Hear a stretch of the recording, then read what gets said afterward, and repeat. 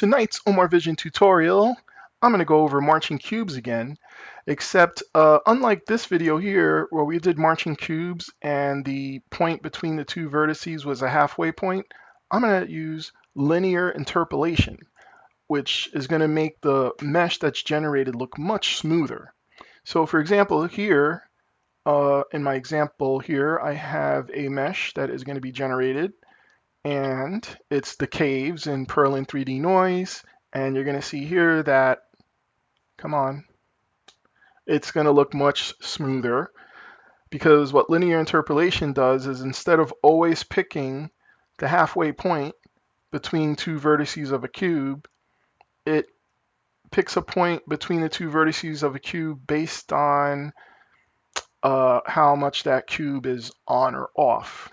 Okay, between the two cubes, whichever one's on more than the other, the point pulls more toward that side, and it just makes everything look smoother. So this is an example of some 3D Perlin noise, which kind of like makes like these caves and holes. And then I have another example here where is it one? Example one has Perlin 2D noise. Example one, play. Okay, and this is Perlin 2D noise, which is what Unity has the ability to do all by itself. And also I just had a ball here to show you that today I'm also going to show you when you make these meshes, you can put mesh colliders on them, so you could actually use them in a game. I forgot to do that in the other video, and then I saw questions about it. So those are two examples. So to show you, let's see, example 3 here. This is the one I kind of made that shows us how the whole marching cubes algorithm works, and it's a little bit more advanced interface here than I had for the previous marching cube video. So let me just run this. Let's see here, the mesh. Yeah, so here I'm just showing outline of the 3D volume of space. This shows the current marching cube, and then whatever the mesh is there based on the points, it's going to just show it here too for us. And I'll show a little code here. So in this volume of space, when I press play, there'll be a number of grid points that are made within the space. Now, as you saw in the first two example scenes, you don't have to show the grid points, but I'm just showing them here so you could see that it's from these grid points that I'm going to have something determined. Now, when I highlight a grid point, you can see that they're not just on and off. Now, black is the most on to this color here, which is the last color on that's still going to be considered inside the mesh. So the points, they're going to fade from black to white, and it's not showing the white points because those are on the other side of the surface level. Okay, so here I could control the surface level to say where the value of a point is going to be inside a mesh surface or outside. So if I just move this here, you're going to see that, see, I'm adding more points to the inside of the surface the closer it gets to 1. And when it's at 1, basically all points are going to be inside the surface. But as I go down, these points with their random values going from 0 to 1, less and less, whatever I say is the surface of the mesh, it changes to say what's going to come out. Now, so these are the points. Now, if I render the marching cubes and press the space bar, and this is a 2D, and then this little cube here, if I move it through the space, let's see, move forward a little. No, that's down, this way. Okay, it's not working exactly the way I wanted it to, but as you move, you could see that in this cube, there's these 3 points are on, and that's the way the surface is measured. So it's not always the 0.5. It's not always like halfway distance anymore. When it's marching cubes with linear interpolation, it's judging between the 2 points, like how much on this is and how much the values of these 2 points, and it goes closer to the, it picks a value between the two. So you see right here, this is not exactly hitting the middle right here. The middle would be up here, but it comes out smoother because of the linear interpolation. And I could move the select the cube, and down here you can see this is configuration 15, and points 3, 2, 1, and 0, which are A, B, C, D are on, all the bottom points, and surfaces like this. And then right beside it, here, this is also 15. This is also 15, but you can see that the mesh ISO surfaces, they're curved because of the values. So that's what's giving the smoother look. Also here, I could change, let me select the mesh again, and I could play with the surface level, the zoom level, the point size, but here is noise 2D. Let me do it with noise 3D. So I'm gonna click this here and press the space bar. Okay, click, space bar, and this should be 3D noise. Let me get some more in here, and let me change the surface level so I could have some more points in here in 3D noise. The points are using a Perlin 3D, which is not part of Unity, but I kind of created a function for Perlin 3D that it's using, and it generates the mesh like this. And to render the mesh, let me press spacebar, you can see that this one's making it look like there's rocks, okay, in the scene that there's rocks. Now, I could flip it around and have it look the other way. Instead of rocks, make it look like caves by changing the order that I connect the triangles in. Okay. Anyway, so this is the demonstration here. But then there's one other thing I could do with this. Let me show you example 4. Let me load up that scene. Now this scene, it's going to fill this volume with some points. And then I'm going to be able to move this sphere. This is going to be colliding with the points, and as it collides with the points, the value of the points will change, okay? Which is kind of like me drawing in 3D space. So let me press play, and I'll show you. Now I'll select this ball here, and maybe I'll just move into the space, and when I hold it on a spot, hey, what happened? Hold on. Oops, I forgot to add the script here to the mesh. So mesh 4 has the mesh 4 script, okay? And the size, I'll just make it bigger. Okay, leave me alone. I'll make it bigger. I'll make it 10 by 8. No, I'll make it 5. No, make it 7. Okay, and go back by 8. All right, so there's like a space there that I could draw in. All right, so I'm going to press play.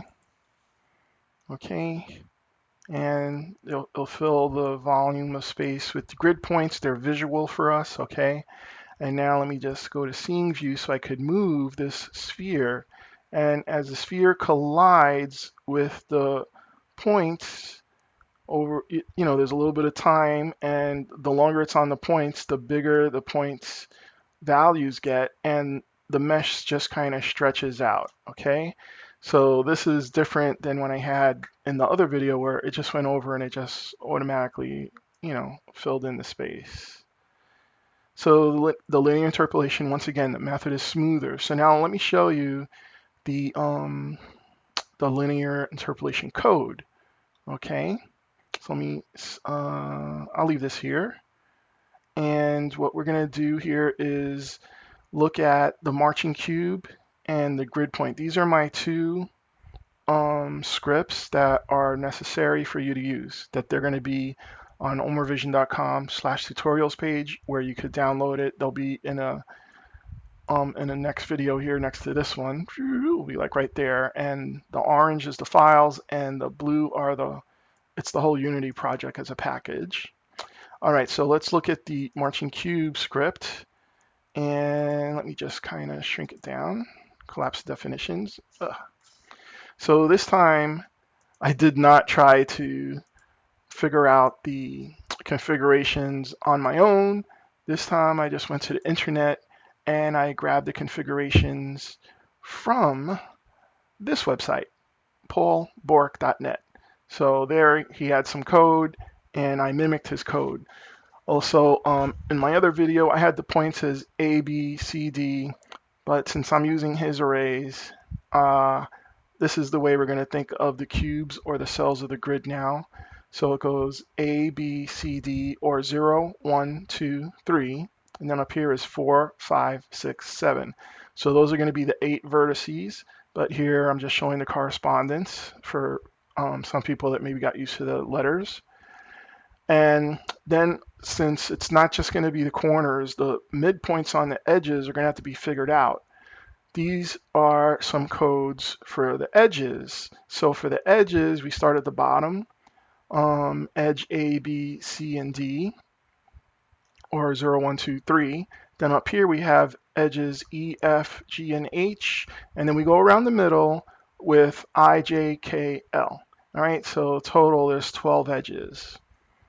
Okay, so the marching cube script here is this file here, marching cubes. You would take this script, you put it in your project, and this is right here. These are the marching cube tables. These are very important. This was what needed to be figured out, but I didn't figure it out. I just used the tables from that website I just showed you.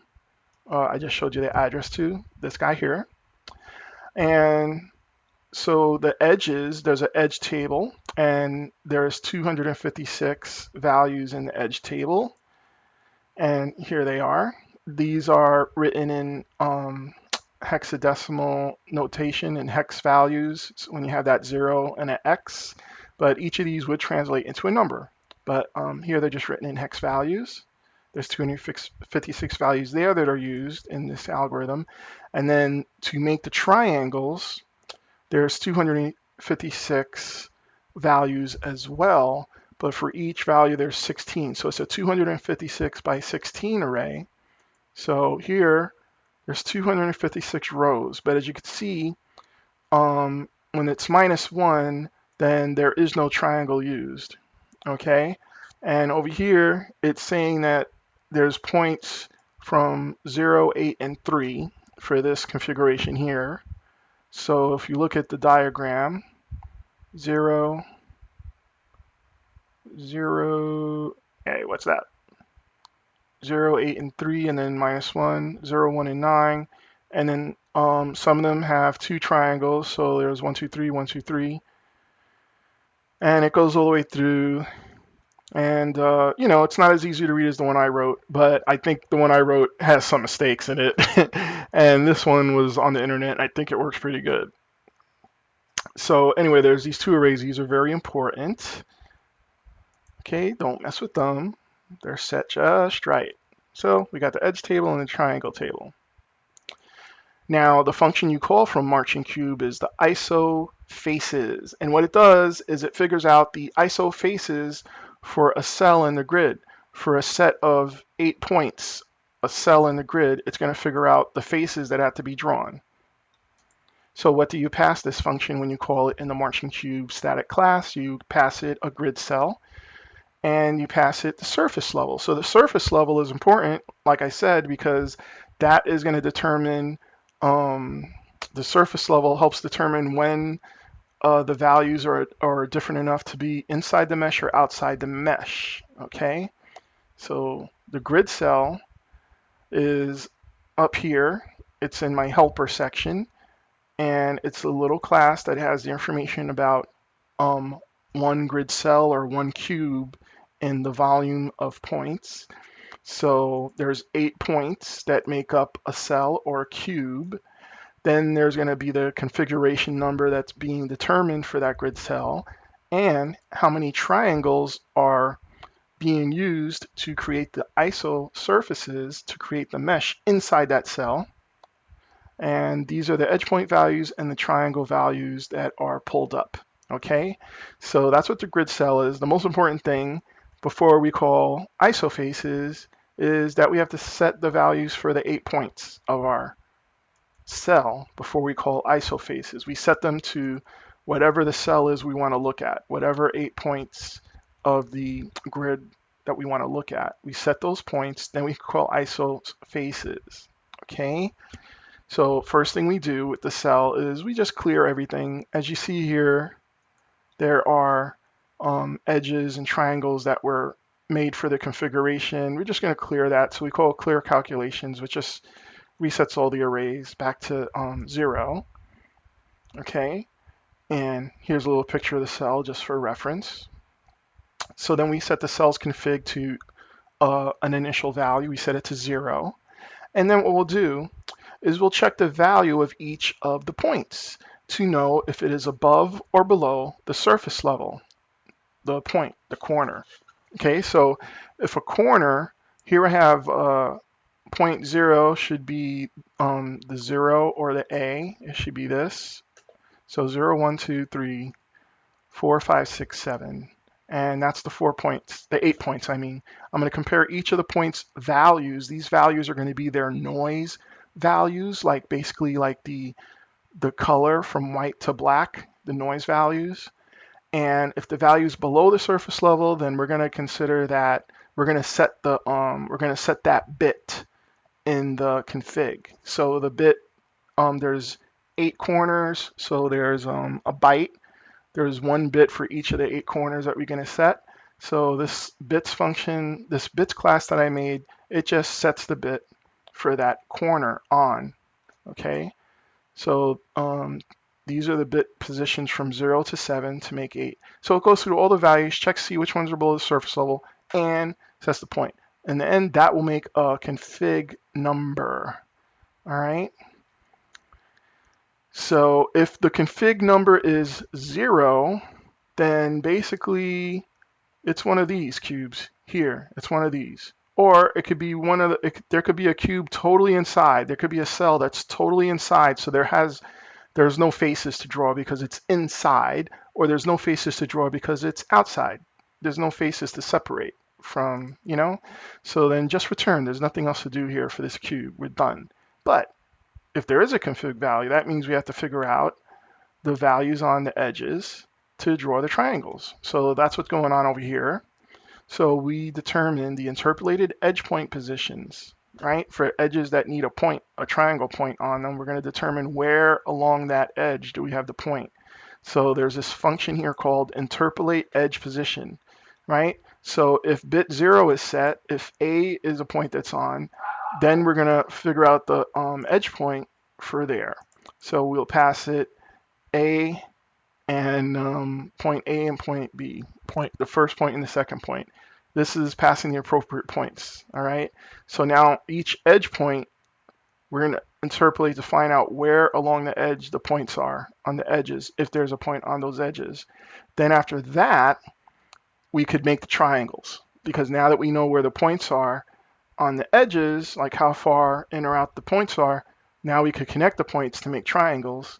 So this is what the triangle is, part is going to do. The triangle table is going to look up that config, and as long as it's not a -1, hey, we got something. Now you see I said as long as it's not a -1, because as I showed you in the array for triangles, here the triangle table, see -1s are no triangles being made, and numbers above -1 are triangles being made. So therefore over here I check to see if the config at that triangle table, if it's not a -1, then there's something to draw. So this is going to go every 3 points because you need 3 points for a triangle. So I'm just going to keep adding 3, 3, 3, and then so for the first triangle, 1, 2, 3, and then I say I'm going on to the next triangle, and that's what's keeping track of which triangle I'm keeping track of. Now this algorithm has a maximum of 5 triangles per cube. So that's another reason I think something was wrong with my marching cubes one. I had 16 triangles, so something was wrong, with mine. I had way too many triangles being drawn. That means there's a little bit too much work that's going to be done, too many faces. So this one's better, there's less, okay? All right, so let's see what happens when interpolate edge position is called. This is the part that's the hard part, is the interpolating the edge position. How do you do that? So here's the interpolate edge position function. So first we pass in the ISO level and then the two vertices. What is ISO level? That's the surface level, basically, like where we determine on or off. All right, so we're looking for where on the edge is the point, okay? So I can't really explain this too well. I know it's working because, to tell you the truth, I copied this. But here it looks like first it's going to see if a vertex value is like pretty much 0, if it's like this here, this approximately, math approximately, this is a math function from Unity. So when you're dealing with floats, you know, the number may not exactly equal 0, maybe 0.00001 or, you know, something like that. So this says basically if this is equal to 0, approximately, all right, then I'm going to return vertex 1's position. It's totally on vertex 1, or it's totally on vertex 2.2, or over here, if the value, if you subtract the two values and they will come out, then you just return vertex 1. But if none of those happen, then you're going to come down here and now it's going to calculate a position between the two. So it calculates the point on the edge, x, y, and z value, all right, and then it returns that. So that's basically what's happening here that I could explain. And this goes pretty fast. I did like a little timer on making a cube, one cube. So I did a timer on making the whole mesh over here, and it's less than, it didn't even record a millisecond, you know. What else could I explain? Well, here's the Perlin 3D function, which this also I got from the internet somewhere, but I just basically get all three permutations. You know, if I have the four corners, A, B, C, A, B, C, A, B, C, 3 points, right? I get all the permutations and the reverses using Perlin 2D noise, then I add them up and divide by 6 because there's 6 permutations, and that will give me a random point, a random Perlin noise value in 3D space. That's the other thing to know. Get mesh here, this is all in the marching cube class. It's just going to, I added some stuff to this.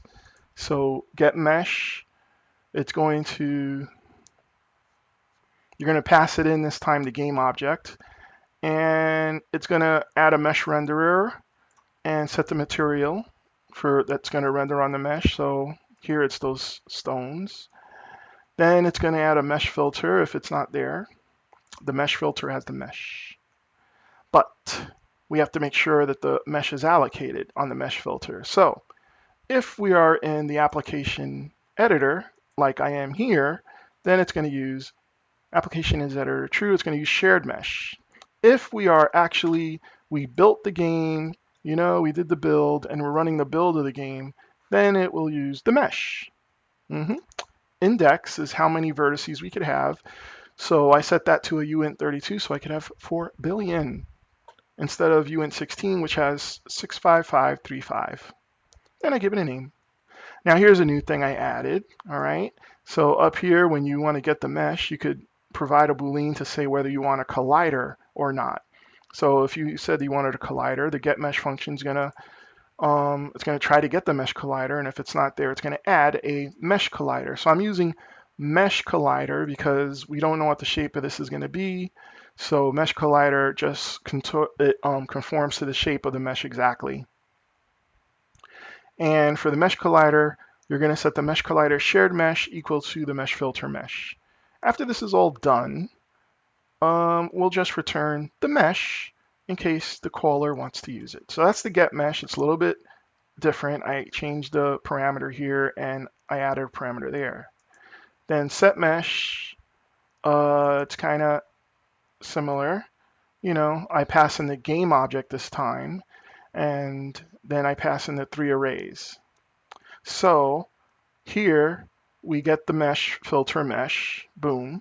Okay, when you set the mesh, clear the mesh arrays out, then we set the mesh arrays, then we recalculate the bounds and the normals for the light. The bounds are for, I guess, the size of it in the scene. The normals are so it could tell for each face what's the light angle on each face, each triangle. And if you were using the universal render pipeline, or the lightweight render pipeline, and you made your own shaders, I think you have to call recalculate tangents, but I'm not in this scene, so I just didn't call it. Now here's the new thing I added.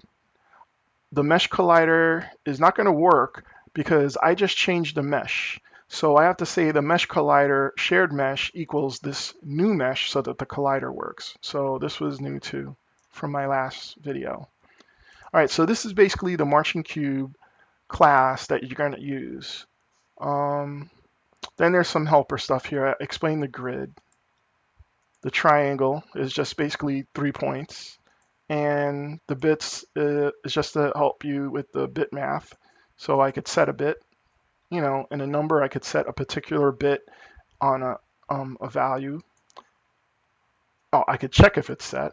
Okay, and that's how you could check if a bit is set.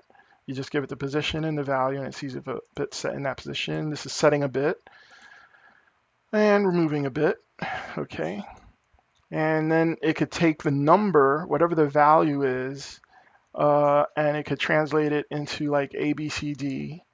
That's the binary form letters, or the binary form numbers like 0, 1, 2, 3. Okay, and it could go up to 12 because the edge has 12. And then this is plain old binary form, zeros and ones. Okay, so that's explaining that. UV coordinates was just the easy way, like I said, to understand a flat picture. A, B, C, D. These are the 4 corners of the picture, and these are the values for each corner.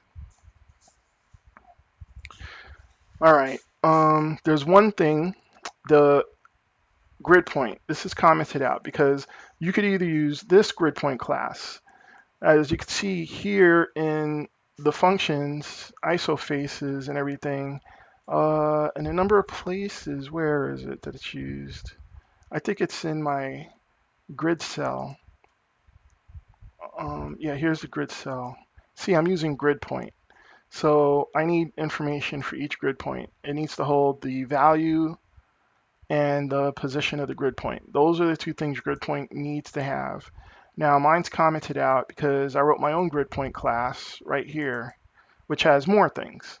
Now I still have value and position, but in order for me to do this demo where you could see the points and they change colors, and then when I move the sphere and the sphere is colliding with each of the points and making the mesh grow, I have a collider and a trigger event detection. So, my grid point class is a little bit enhanced so that I have the position, the value, I have the size, I have whether the point is on or off, I have the color and glowing. Now, and then mainly over here, I have the on-trigger stay. So for interpolation, I used on-trigger stay because the longer that I have where'd the ball go? Let me do it again. The longer that the ball is in a spot, you're going to see that the grid kind of swells up. Let me press play again. So that's why it's on-trigger stay instead of on-trigger enter, which fires off once. On-trigger stay keeps firing off as long as the sphere, you see, is in that space, and it kind of swells up. And if I move faster, it stays skinny. And if I stay in a spot, it swells up until the value reaches the maximum 1. So that's why I used on-trigger stay. Okay. And I just had the value increase. And I use time delta time, so it's the same speed on every computer. And since this grid point has the event, I want to fire off an event, so I made my own events here for on point value change. So I have a delegate. That's the kind of function that is going to have to handle this event. And then the event itself, on point value change. So here, if somebody's listening to the event, on point value change is not going to be equal to null. If somebody's listening to event, then I just get this grid point script right here. This is the script for this point right here, and I call on point value change, and that happens. It's going to call and go to mesh 4. Yeah. And then here in mesh 4, this is basically how I use the marching class thing. Here in here on the on enable, I listen to the on point value change event. It's going to call my own on point value change here, and you see it takes a grid point. And then when the script is disabled, it removes the listener. See, so then here in the on-point value change, I could actually request, I could just change this value to request a build. And then in the update function, if request build is true, then it's going to go ahead and build the mesh. So instead of just saying on-point value change, calling build mesh here, I use the a Boolean as a flag so that I didn't have a bunch of builds building up on top of each other, say multiple points are firing off the on point value change. It will just happen, one time and then see if there's any other points that need it and then happen again. I was just trying to like manage being overloaded by build mesh calls. So that's why I separated that. So let me show you, that's the marching cubes thing. That's the grid point class right here. You need these two things, all right, if you want to make your own project. And let's go back to example 1 that I had. File, let me just save that. And let me see my scenes. Example 1 was just the terrain that went up and down, I think. Let's see. So this, I'll just show you how do you use the marching cube script, how to use that file if you want to use it in your project. So here is a smooth terrain. It has a collider, you can see, right? So this is mesh 1. So let's look at the mesh 1 script. So using the marching cube script, pretty simple. You just have to do this. 1, you need a grid of points. Okay, so I got a grid size. So you could say how big you want your volume of space to be that's going to do this marching cube thing. The zoom level, the surface level, the material you're going to render, and now the grid of points. There's an array for each of the points. All right, and it's a 3D array, X, Y, and Z. And then I have my, I'm using a list because I don't know how many vertices and triangles and UVs I'm going to have, And then I have the grid cell, which I got to pass to the IsoFaces thing. All right, so in the start, first thing is I build my grid of points. Okay, X, Y, and Z, and I just add a point in each position. And at the same time, I'm adding the points at each position. I'm also going to calculate the noise value for a point.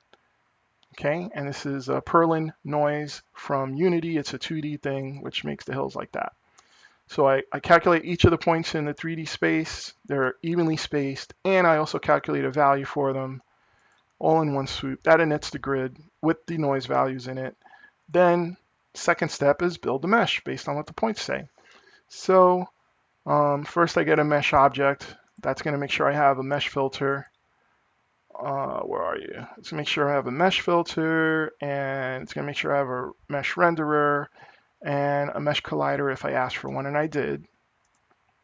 See, I said true.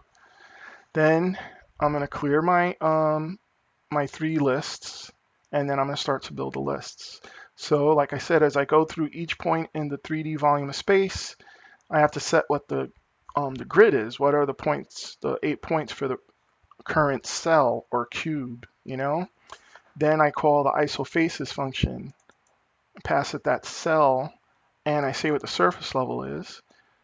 Okay, so that makes the that gets the cell, that gets the data to make the triangles in this one cell, this one cube that I marched. And then over here, I build the mesh for that one cell. Okay, so when I build the mesh for that cell, it's going to set my vertices, it's going to add to my vertices, my triangles, and my UV. Okay, now UVs, they're going to flip back and forth, because you see this is like a picture that's getting rendered, but it's triangles. So the first triangle is like this half in the bottom, and then the second triangle is this half in the top. So I just keep alternating back and forth between the two UVs, depending on if it's a odd or even triangle. And that's what this is, alternating back and forth.